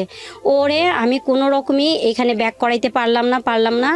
ও রীতিমতো মনে করেন একটার পর একটা মানে এই মন চাইতেছে, ও আসতেছে না, মোবাইল অফ করে রাখতেছে, আবার আসতেছে, মানে প্রতিনিয়ত আমাকে মেন্টালি টর্চারিং, ঠিক আছে, যেটা আমি কারো কাছে প্রমাণ দেওয়ার জন্য একটা প্রমাণ যে রাখবো সেটা করতে পারতেছি না। তবে ও যে বাসায় আসে না, এইটা মানে সবাই এটা উপলব্ধি করতে পারতেছে। তো এর মাঝখানে আরেকটা জিনিস হয়েছে যে আমার বড় ভাইয়া আছে না, বড় ভাইয়া ওরে দরজা ভিড়ায়া 2টা পা প্যাচে, আমার বড় ভাইয়া বলতেছে ভাইয়া আমি তো আপনার ওয়াইফের বড় ভাই, হ্যাঁ যদিও আমি আপনার বয়সে ছোট, কিন্তু সম্পর্ক দিক দিয়ে কিন্তু আমি আপনার সম্বন্ধী। তো বাইরে একটা কথা বলি ভাইয়া, আমার বোন যদি কোনো ভুল করা থাকে তাইলে তারপরও একটা কথা বলি, এই ভুলের জন্য ওরে আপনি এরকম শাস্তি দিন না। হইতেই পারে ভুল আমার বোন করতে পারে আপনার সাথে, কিন্তু আপনি কি করতেছেন আমাকে একটু বলেন, আপনি কি কোনো মেয়েলি ব্যাপারে আটকায় গেছেন? যদি আটকায় যান তাহলে ভাইয়া আপনি আমার কাছে বলেন, আমার আম্মাকে দিয়ে আমি সমস্ত জিনিস আমি মানে করব। অনেক সময় হয় না ভাইয়া যে ওই মেয়ের সাথে ওর সাথে অনেক রকম সম্পর্ক হয়ে গেছে, ওই মেয়ে টাকার দাবি করতেছে, টাকা হইলে মিউচুয়াল হইলে সরায় ফেলায়, এরকম হয় না। তো আমার বড় ভাই পাটা পেঁচায় ধরা কাঁদছে আর বলছে, তখন আমার বলতেছে হ্যাঁ মেয়ে তো আমার নামে মামলা করছে, আপনাদের 2 ভাইয়ের নামে মামলা করছে। তখন আমার ভাই বলছে মামলা করছে মানে, হ্যাঁ আমাদের নামে মামলা করছে, এখন 4 লাখ টাকা লাগবে। পয়েন্টটা কোন জায়গায় গেছে, ও 4 লাখ টাকা লাগবে, 4 লাখ টাকা দিলে ওই মেয়ের সাথে ওর সাথে কাটছিট হয়ে যাবে, ঠিক আছে। তো আমার ভাই বলতেছে এটা আবার কেমন কথা বলেন, তাহলে মামলা করলে তাহলে মামলার কাগজ দেখান আমাদের, মামলা করছে। আরে মামলা কাগজ কি আমাকে দেখাবে, ওই মেয়ে তো করছে, ঠিক আছে। এই কি করলো, এই জিনিস দিয়ে ঘরের মধ্যে একটা হট্টগোল পাকায় রাখলো, ঠিক আছে। ও এর মাঝখানে দিব্যি আর আমি ঘুরতেছে করতেছে। আমার 2টা ভাই মনে করেন মানে পালায় রয়েছে, যে কোনো সময় আমার বাসায় পুলিশ পাঠাতে পারে। ও খালি ফোন দেয় আমাকে, বলে কি তুমি কিন্তু ভাইয়াদের দূরে সরাই দিও, ভাইয়াদের কিন্তু বাসা আসতে দিও না, আসলে কিন্তু ওই মেয়ে কিন্তু অ্যারেস্ট করাই দিবে। আমি তো ওই কথাই ভয় পাইছি। আসলে তো আমি জানি না যে আসলে ওই মেয়ে কেন আমার জন্য মামলা করবে, ওই মেয়ের কি এমন আছে, ওই মেয়ে তো এখানে মামলা করার কোনো কিছু নাই, তাই না। তো যাই হোক এইভাবে গেল। তো গত রোজায়, এই তো রোজা আসতেছে, গত রোজায় আমার বাসায় বাড়িওয়ালা যে ওনার সাথে আমরা বসার পরে রাজে কি আমার হাজবেন্ড ও কি করলো, থানা থেকে একটা জিটি কপি আনলো ওই মেয়ের নামে, হ্যাঁ যে দেখো আমি ওই মেয়ের সাথে আমার সাথে কোনো সম্পর্ক নাই, এই যে আমি জিটি কপি তোমাকে দেখাইতেছি আনছি, আমি তোমার সাথে সংসার করতে চাই আর তুমি এটি বাদ দাও। হ্যাঁ তো ঠিক আছে, ভালো কথা। আমাদের ঘরোয়াভাবে সবাই মিলা বৈশা টুইসা সুন্দর করে ওর হাতে আবার আমাকে বুঝাই দিল, আমার ভাইটাই সবাই বুঝাই দিল। তো আমি আমার শাশুড়ি বাসায় গেলাম, সেখানে যাওয়ার পর ভাইয়া দেখি রাত্রে মেয়ে ফোন দিছে, আনাই দিতেছে ও, ঠিক আছে। তো যাই হোক ওইখানে এরকম করতে করতে আমি 15 দিন কোনো রকম কাটাইলাম ওর সাথে। ওইখানে কাটানোর পর আমি বাসা চেঞ্জ করি, হ্যাঁ বাসা চেঞ্জ করি। আমি যে বাসায় ছিলাম ওই বাসাটা চেঞ্জ করে আমি আরেকটা বাসায় আমি যাই, আম্মা টাকা দিল। বাসায় যাওয়ার পর ওই বাসায় গিয়ে যাওয়ার পরে ভাইয়া আমার বড় মেয়েটাকে আর আমাকে মনে করে, আমার বড় মেয়েটা তো বাবার এই জিনিসটা দেখছে, হাত ভরা মেহেদি, ঠিক আছে, ও বাবার হাত ভরা মেহেদি, একদম হাত ভরা মেহেদি। তো আমি আমার মেয়েকে বলতেছি, দেখো রাজদিন তোমার বাবা কি করছে, হাতে ভরা মেহেদি, ওর মেয়ের নাম নিয়ে আসছে। তো আমার মেয়ে বলতেছি কি, আব্বু তুমি কি এখন কি মানে একটু ই হবা, তুমি এগুলি কি করতেছো আব্বু, তুমি কি একটা বার আমাদের দিকে তাকাও না। তো ওই এক কথা দুই কথা কি করছে ভাইয়া, ওই যে কারেন্টের ব্যাটগুলো থাকে না, ওই ব্যাটগুলো আমার মেয়েটাকে এমন ভাবে পিটাইছে, ওরে ধরতে যায় আমি মারি খাইতেছি, ও মারি খাইতেছে, মানে আমরা মা মেয়ে মানে কারে থেকে কারে বাঁচাবো আমরা নিজেরা জানি না। ওর বাবা একটা হিংস্র প্রাণীর মতো হয়ে গেছে। তখন ওরা আমি বলতেছি, তুমি থামো, তুমি এইভাবে করে মাইরো না, তুমি এইভাবে করে মাইরো না, তুমি কি মারার জন্য আমার কাছে আমাদের নিয়ে আসছো, আমি কত বড় শখ করে তোমার কাছে, আমি আমার পুরো ফ্যামিলি ই করে ছাইরা টেরা দিয়ে তোমার কাছে আমি আসছি, ঠিক আছে।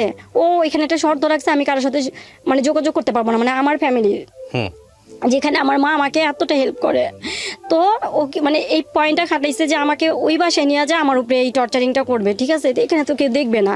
ও অনেক মারছে, মারার এক পর্যায়ে আমি বেহুশ হয়ে যাই, মানে এতটা মানে রক্তাক্ত করে, আমার গলার মধ্যে চিবি দেয়, চিবি দেওয়ার পরে তো অটোমেটিক মানে দম আটকায় গেলে তো মানুষের শরীরে অন্যরকম হয়ে যায়, ঠিক আছে। তো আমার পুরো কাপড়টাই নষ্ট হয়ে যায়। তো আমার মেয়ে যেগুলি করে, তো ও কি করে তখন মাইনাটেটা তখন চলে যায় বাসার থেকে। তো আমার বড় মেয়েটা ওর মামাকে ফোন দেয়, ছোট মামাকে ফোন দেয়, ছোট মামা তুমি একটু তাড়াতাড়ি আসো, মামা আম্মুরে তো মাইরা ফেলতেছে, আম্মুর তো কোনো নাই, মানে কোনো কিছু, ও তো ছোট মানুষ বুঝতেছে না, মানে ও যেভাবে পারছে ওর মামাকে বলছে, ওর মামা দৌড়ায় আসার পর আমাকে অর্ডার দিতে নিয়ে যাওয়ার পর ওইখানে আমাকে দেখার পর ওই যে পুলিশ কেস হয়, তারপরে আমি থানায় যাই, তারপরে আপনি গিয়ে মামলা করেন। হ্যাঁ, থানায় যেয়ে মামলাটা করি, ঠিক আছে। মামলাটা কইরা আসার পর আমি যাই আমার খালা শাশুড়ির বাসায়। আমি তখন আমার ভাইরা বলি কি, ভাইয়া একটু আরেকটু সময় দে ভাইয়া, বড় ভাইরা আমি বলি, দুই ভাইরাই বলি একটু সময় দাও। তো আমি আমার খালা শাশুড়ি বাসায় যাই, তো আমার শাশুড়ি সেখানে দেখার পর আমাকে অকথ্য ভাষা গালাগালি করে, ঠিক আছে, অকথ্য ভাষা গালাগালি করে, এই তুমি এখানে আসছো কেন, বের হও, আমাদের মান সম্মান ধুইতে আসছো, এই করতে আসছো, সেই করতে আসছো। কিন্তু এর মাঝখানে ওনার ছেলে যে টিকটকগুলি করতো, এই টিকটকগুলি আমার মেয়ে দেখছে আবার, দেখছে। এখন তো ভাইয়া ডিজিটাল যুগ, সবখানেই সব জিনিস মানে মেয়ের সাথে টিকটক করতো, ঠিক আছে, যে মেয়ের সাথে ওর পরকীয়া হয়েছে। ও আচ্ছা, সে তার সঙ্গে টিকটক করতো, সেটা আপনার মেয়ে চোখে পড়ছে? হ্যাঁ, মেয়ের চোখে পড়ছে। তো ওর চোখে পড়ছে, তো ওই আমাকে সবকিছু আমার মোবাইলে দেয়, আমাকে বলে যে আম্মু আমি নামাই দিই, তুমি দেখো, তুমি তো অনেক কিছু বোঝো না, দেখো আব্বু কি করতেছে, তুমি কি কিছু করবা না। তো আমি বলতেছি, মা আমি কি করব বলো, তুমি আমার কি করতে বলো, আমি বড় জন নাইলে তোমার বাবার থেকে আমি সরে আসতে পারবো, তুমি কি চাও। তো বলছে আম্মু থাক।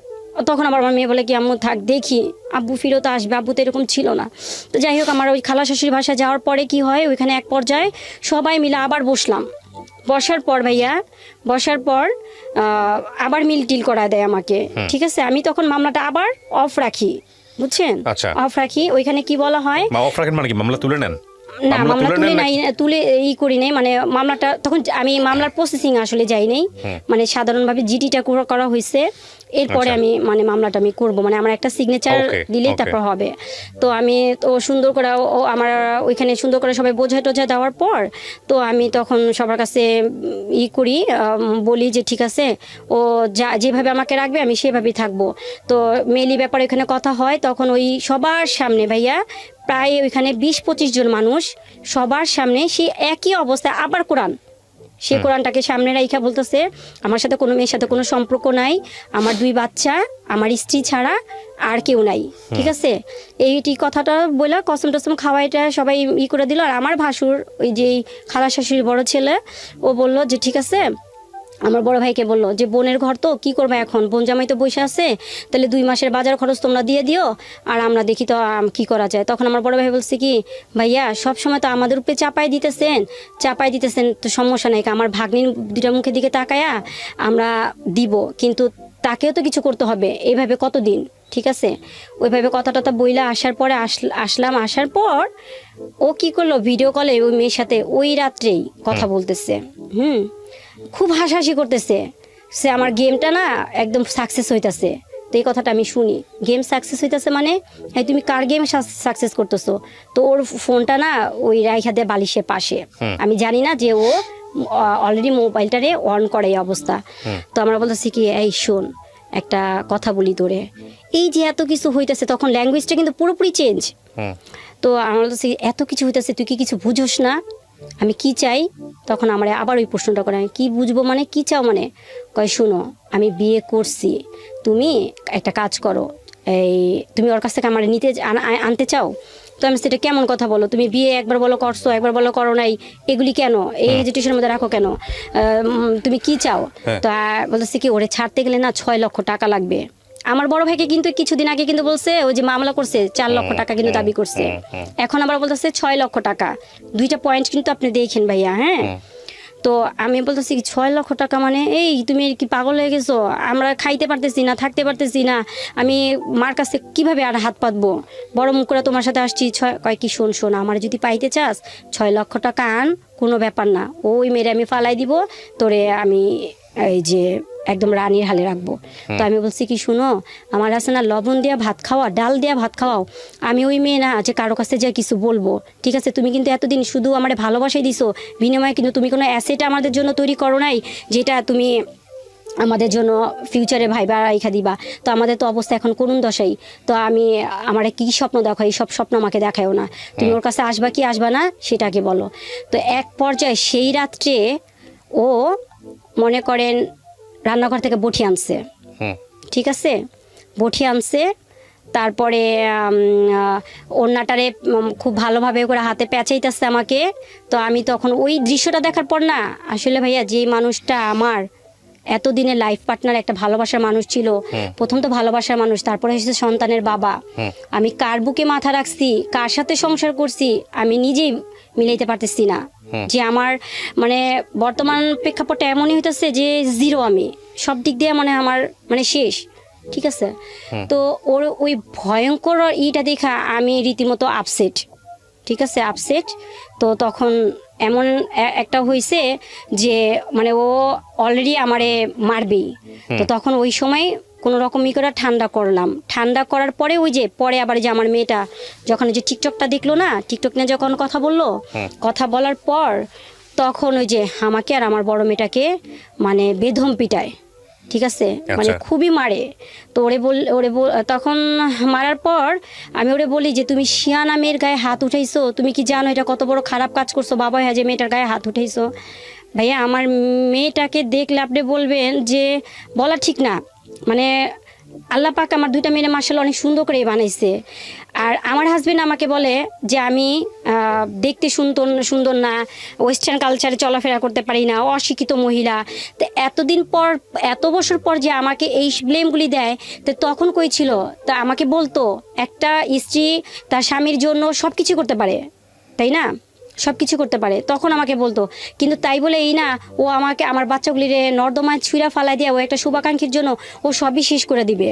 ও এইটা শুধু করে নাই, এর মানে আমার আম্মু তো বাইরে না, তো ওরে জায়গা কেনার জন্য টাকা দিছে, সেই টাকাটা ও মাইরা দিছে, ঠিক আছে? বড় ভাইকে সাউথ আফ্রিকা পাঠানোর জন্য 12.5 লক্ষ টাকা, সেটাও মাইরা দিছে, ঠিক আছে?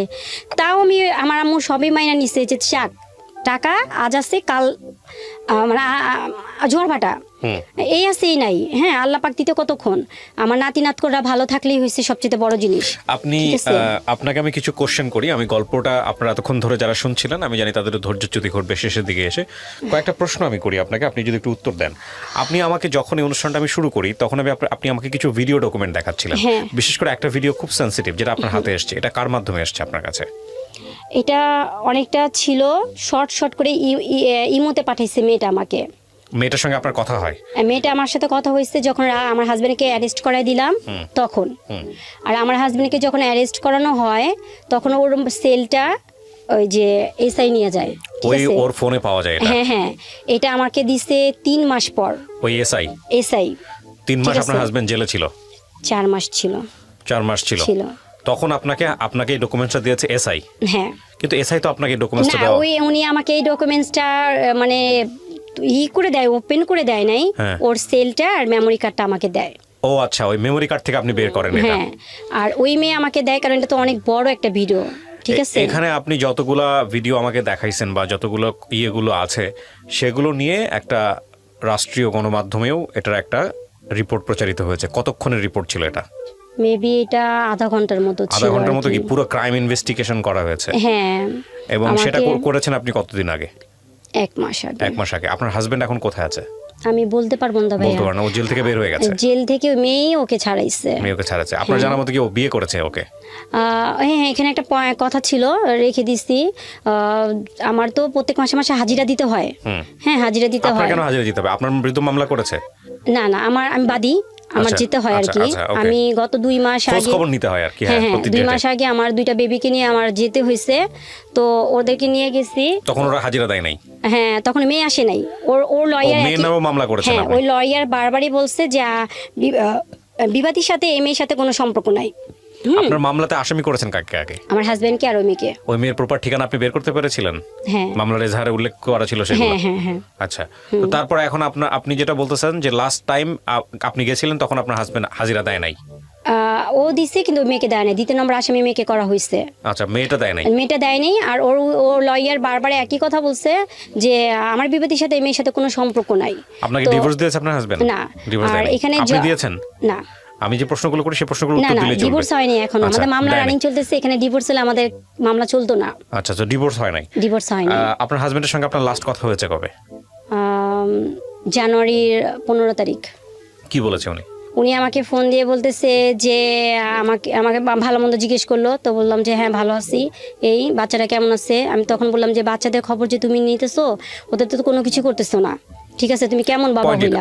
আপনি আমাকে শেষ কথা উত্তর দেন। আপনার হাজবেন্ড যদি এখন ফিরে আসে, আপনার ওই যাকে বিয়ে করেছে তাকেও রাখতে চায়, আপনাকেও রাখতে চায়, আপনি নিবেন আপনার হাজবেন্ডকে? না, আমি নিব না। আপনি কি চাচ্ছেন? আপনি কি চাচ্ছেন সেটা বলেন আমাকে। আমি এই লোকের সাথে এত বছর সংসার করে তার ভিতরটাই তো চিনতে পারি নাই। লাস্ট কত বছর সংসার করেছেন? 16 বছর। 16 বছর। আপনি কি চাচ্ছেন এটা বলেন জাস্ট। আমি এখন চাচ্ছি যেভাবে আমাকে, মানে আমার 2টা মেয়েকে নিয়ে যেভাবে আমাকে যেভাবে ফেলে দিছে, আমাদের 3টা জীবনও নষ্ট করে ফেলছে, এরকম প্রতারকের সাথে আমি সংসার করতে চাই না। ঠিক আছে, সেটা তো আপনি চান না। আমি চাই না। আর কিন্তু আপনি চাচ্ছেনটা কি সেটা বলেন। আমি চাচ্ছি সবাইকে সচেতন করার জন্য। আচ্ছা, সেটা তো আপনার গল্পের মাধ্যমে সচেতন করার জন্য। এখানে আপনার ভুল কি বলেন তো? আমি পয়েন্ট আউট করার আগে আপনার ভুলটা কি? আপনার হাজবেন্ডের যে কথাগুলো আপনি বললেন সেটা নিয়ে আমি পরে কথা বলছি, যেহেতু উনি এখানে উপস্থিত নাই সেটা বাদ। কিন্তু আপনার ভুলটা কি? আমার ভুল হচ্ছে আমি বারবারই ওকে বিশ্বাস করে ওকে, মানে ওর দোষগুলি আমি ক্ষমা করছি। হ্যাঁ, কেন করছি সেটা হচ্ছে, এখানে কথা হচ্ছে যে আমার 2টা মেয়ে আছে। সমাজে চলতে গেলে আমার 2টা মেয়ের বাবা হিসেবে পরিচয় দিতে হবে। না, এটা একদম লেম লজিক। আপনি তো ক্লাস 9 পর্যন্ত পড়াশোনা করছেন, কিছু জিনিস বুঝুন। আমি তারপরে এসএসসি কমপ্লিট করলাম। লেম লজিক বলতেছি আমি, মানে এটা হচ্ছে খুব দুর্বল যুক্তি। আচ্ছা আচ্ছা। আপনি ফাইনালি 16 বছর পরে এসে আপনি বাঁচাতে পারছেন সেই যুক্তি? না। আপনি প্রথম থেকে তাকে ক্ষমা করতেছিলেন, আমার মেয়ে আছে, মেয়ের বাপের পরিচয় লাগবে, ঠিক আছে, সমাজের জন্য। 16 বছর পরে এসে কি সেটা পারছেন এস্টাবলিশ করতে পারছেন? পারেন নাই তো। শেষ পর্যায়ে ধৈর্যচ্যুতি ঘটেছে, আপনি তাকে ছেড়ে দিচ্ছেন। হ্যাঁ, আপনি তার সঙ্গে সংসার করতে চান না। না, করতে চান না। বিষয়টা যদি আরো আগে হতো আরো ভালো হতো। দুষ্ট গোয়ালে চেয়ে শূন্য গোয়াল অনেক ভালো না? অনেক ভালো। দুষ্ট গরুর চেয়ে শূন্য গোয়াল অনেক ভালো। তো সেই জায়গাটা থেকে আপনার যুক্তি যদি সমস্ত কিছু মেনে নেই, তাহলে এটা আরো আগেই গিভ আপ করা উচিত ছিল। আমি এই দুজনকে নিয়ে কোনো মন্তব্যই করতে চাই না। কেন করতে চাই না তার প্রধানতম কারণ হচ্ছে এটা আপনি বলে গেলেন, বা আপনার মতো করে একপাক্ষিকভাবে আপনি বলে গেলেন, সেখানে বাকি দুজনের কোনো কথা আমি এই পর্যায়ে আনতে পারিনি। যে দুজনকে নিয়ে আপনি আনলেন তাদেরও জীবনে হয়তো অনেক কিছু বলার আছে, সেই জায়গাটায় আমি যেতে চাই না। তবে এটা ঠিক প্রথম স্ত্রী থাকার পরে একটা কারণই এনাফ। প্রথম স্ত্রী থাকার পরে দ্বিতীয় যদি কোনো মানুষকে তার জীবনে নিয়ে আসে, সেটা যদি আপনার সঙ্গে এক লুকোচুরি করে হয়, অন্যায় করে হয়, তাহলে যত যুক্তি নিয়েই সে খারাপ হোক না কেন, একটা লাইনই এনাফ, সে দোষী, আর কিছু লাগবে না। তো সেই জায়গাটা থেকে সে দোষী। মানে আপনি যত কিছু বলেন সবকিছু যদি বাদ দিয়ে দিই, শুধু একটা যদি জিনিস যদি ধরি যে আপনাকে না জানায় সে কাজটা করেছে, কারণ আপনি যে ভিডিওটা আমাকে দেখিয়েছেন সেই ভিডিও দেখার পর আসলে কোনো সন্দেহ থাকে না সে এটার মধ্যে ইনভলভ, যদি উনি আপনার হাজব্যান্ড হয়ে থাকে। ভিডিওতে যেটা দেখিয়েছেন, আমি টেলিভিশনের রিপোর্টটাও দেখেছি। তো সেদিক থেকে আমার ওনাকে নিয়ে বলার কিছু নাই। তবে আপনার এই গল্প থেকে আমাদের অনেক কিছু শেখার আছে। আমাদের সমাজের মেয়েরা মুখ বন্ধ করে এসব সহ্য করে, দিনের পর দিন সহ্য করে, বছরের পর বছর সহ্য করে, মাসের পর মাস সহ্য করে। আপনি আইনের দ্বারস্থ হয়েছেন, আমাদের সেটাই হওয়া উচিত। আমি সেই জায়গা থেকে আমি আপনাকে উৎসাহ দিব যে আইনের কাছে গেছেন, আপনি আইনের পরামর্শ নিচ্ছেন, আপনি চান ওর সঠিক বিচার হোক। সেই জায়গাতেও আমরা অনেক বেশি ফেড আপ হই। আমি আপনার জন্য গুড উইশ করতে পারি, দোয়া করতে পারি যে আপনি আইনের দ্বারস্থ হয়ে ওখানে যাতে আপনি ফেড আপ না হন, কারণ অনেকেই ফেড আপ হয়ে যায়। আপনি যেন সঠিক বিচারটা পান। কিন্তু এটা ঠিক যে যেই ভুলটা 16 বছরে হয়েছে সেই ভুলটা আরও 10 বছর পরে হতে পারতো। আপনার মনে আছে কিনা আপনি 1 ঘন্টা আগে যখন অনুষ্ঠানটা শুরু করছিলেন তখন আপনি আমাকে একটা কথা বলতেছিলেন যে ভাইয়া আমার বহুবার মনে হয়েছে সুইসাইড করি। হ্যাঁ হ্যাঁ হ্যাঁ হ্যাঁ হ্যাঁ সুইসাইড করতে কি আমি বলি ওই যে মানে এমন মেন্টালিটি এমনভাবে দাঁড়াইছে না, মানে শান্তিমতো একটা নিঃশ্বাস নেওয়ার মতো কোনো রকম ছিল না। তো আমার বেবিটা মারা যাওয়ার পরে তো ডক্টর আমাকে তো যে ইয়েতে তো প্রেসক্রিপশনে তো আমাকে ঘুমের ওষুধ দিছিল, তো আমি ওটা খায় খায় না রিল্যাক্স থাকার চেষ্টা করতাম। তো এরকম করতে করতে দেখতাম উইক হয়ে যেতেছি। তো হ্যাঁ আপনার যে প্রোগ্রামটা অনেক আগে থেকে আমি শুনতাম, ওই সময় একটা জিনিস কি ছিল, আমার হাজব্যান্ডকে সবসময় বলতাম কি তোমাকে নিয়ে আমি যাব আমাদের ভালো জিনিস বলার জন্য, কিন্তু আজকে যেভাবে আসছি না এইভাবে বলার জন্য না। তো যাই হোক, তবে আপনার প্রোগ্রামে আমি এত মানুষের অসহায় মানুষের এত কষ্ট বিদায়ক কথাগুলি আমি শুনতাম, তখন মনে মনে ভিতরে না একটা জিনিস কি, ওই যে আমার যে মেডিসিন ঘুমের যে মেডিসিনটা না, এই ঘুমের মেডিসিনের জায়গায় আপনার প্রোগ্রামটা আমার কাছে এমনভাবে একটা ওষুধের মতো কাজ করছে, আমাকে আস্তে আস্তে আস্তে আস্তে করে নিজেকে প্রিপেয়ারটা এমনভাবে করছে, আরে 10 জন নারী যদি পারে কেন আমি পারবো না? কেন পারবো না? আর আমি কোন দিক দিয়ে খারাপ? আজকে আমাকে ফেলে দিতেছে। আমার একটা পরিচয় আছে, সবচেয়ে বড় পরিচয় হয়েছে আমি মুসলমান ঘরে, মুসলিম ঘরে সন্তান, মুসলিমের স্ত্রী। আমি নো ওয়েস্টার্ন কালচারে চলাফেরার কোনো দিক আমি যাই না। আর আমার আর একটা পরিচয় হচ্ছে আমি 2টা সন্তানের জননী। আমি মা। একটা মানুষ মা জাতিকে কখনো কলঙ্কিত করতে পারে না। আমি আপনার এই বোধটাকে সম্মান জানাই। আপনাকে আর পরামর্শ করার কিছুই নেই। আপনি আমার এই অনুষ্ঠানে আসছেন, আমি সম্মানিত। এবং আমি মনে করি বাঙালি নারী হচ্ছে শ্রেষ্ঠ, মানে সাহসের দিক থেকে, শৌর্যের দিক থেকে, কাজের দিক থেকে, ধৈর্যের দিক থেকে নিঃসন্দেহে তারা অন্যান্য দেশের তুলনায় অনেক বেশি পরিমাণে আমি মনে করি রেসপেক্টের জায়গায় আছে। হ্যাঁ, এখন আমি ডেফিনেটলি উনি যে সেকেন্ড ওয়াইফ যাকে যদি বিয়ে করে থাকেন তাকেও আমি অসম্মান করছি না, তার জায়গা থেকে তারা তো বক্তব্য আছে। কিন্তু আমি একটা জিনিস মানে ভাইয়া আমি অনেক রিকোয়েস্ট করছি, ভাইয়া ওকে অনেক রিকোয়েস্ট করছি। দেখো ঠিক আছে, আমি দেখেন ওই জায়গাটা যাই না। আমি একটা জিনিস শেষ করি, সেটা হলো যে দেখেন জীবনটা তো একটাই, তাই না? আপনি আপনার জীবন নিয়ে আসছেন এবং আপনি ওই যেটা বলতেছিলেন যে আমল এবং ঈমান নিয়ে আপনি আপনার কবরে যাবেন, রাইট? তো আপনার সন্তানের, আপনার এখন সবচেয়ে বড় দায়িত্বের জায়গাটা যেটা হচ্ছে আপনার সন্তান। আপনার 3টা সন্তান, রাইট? আমি যদি ভুল না করে থাকি। হ্যাঁ, একটা তো দুটো, হ্যাঁ তো 3টা বাচ্চা, এই 3টা বাচ্চা আপনার কাছে আছে, আপনার কোল জুড়ে আছে। এই 3টা বাচ্চা আপনার শক্তি। আপনিদেরকে সুন্দর করে বড় করেন, সামনের দিকে আগায় নিয়ে যান। আর আপনি যেটা নিজের ভিতরে পেলে পুষে বড় করেছেন বোধটা যে আমি হারবো না, আমি সুইসাইড করার কথা চিন্তা করেছি, কিন্তু এই অনুষ্ঠানগুলো দেখে আমি সাহস ফিরে পেয়েছি। হ্যাঁ, এটা সত্যি। এবং এই সাহসটা নিয়ে আপনি সামনের দিকে আগায় যাবেন, এটাই হচ্ছে বড় কথা। আজকের এই অনুষ্ঠানের শেষে এসে প্রিয় দর্শক এবং শ্রোতা, আপনাদের জন্য একটা কথাই বলতে চাই, ইনক্লুডিং মি। আমি কখনোই অ্যাডভাইস দেওয়া পছন্দ করি না। আমার ভিতরে যে উপলব্ধিগুলো আছে সেগুলো শেয়ার করি, এবং এগুলো দেখবেন অনেক সময় সাংঘর্ষিক হবে। কারণ একটা অনুষ্ঠানে আমি যে কথাটা বলি, এই কথাটাই অনেক সময় টার্ন করে যেতে পারে আরেক অনুষ্ঠানের কথার সাথে। এই দুটো কথা যদি আপনি মিলানোর চেষ্টা করেন, দেখবেন যে দুটো দুই রকম এবং সাংঘর্ষিক। সুতরাং আমার কোনো কথাই আসলে একেবারে মানে সিচুয়েশনাল বাইরে কথা না। মানে আমি যে কথাগুলো বলেছি সেটা সিচুয়েশনের প্রেক্ষাপটে। আজ পর্যন্ত অনুষ্ঠানে যতগুলো যদি পরামর্শমূলক বা উপদেশমূলক কথা আপনি মনে করেন, তাহলে এগুলো আসলে নিউট্রাল পয়েন্ট থেকে না, এগুলো আসলে সিচুয়েশনাল পয়েন্ট থেকে। লাইক একটা গল্প শুনেছি, ওই গল্পের প্রেক্ষাপটে বলেছি। তো এই জায়গাটা থেকে আমি শুধু একটা কথাই বলতে চাই যে আমাদের আসলে প্রত্যেকের জায়গা থেকে শেখার আছে। যদি মনেই হয় যে এই মানুষটির সাথে আমার হবে না, তাহলে ওখান থেকে আমাদের বের হয়ে আসতে হবে। এবং বের হয়ে আসাটা খুবই কষ্টকর, কিন্তু বেটার ফিউচারের জন্য বের হয়ে আসতে হবে। এবং সেখানে ইমোশন দিয়ে চিন্তা না করে যোগ বিয়োগ করতে হবে যুক্তির জায়গাটা থেকে। আর সেই জায়গাটিতে আমাদের ধর্মেরও কোনো প্রবলেম নাই, মানবিকতারও কোনো প্রবলেম নাই, বিজ্ঞানের তো প্রবলেম নাই।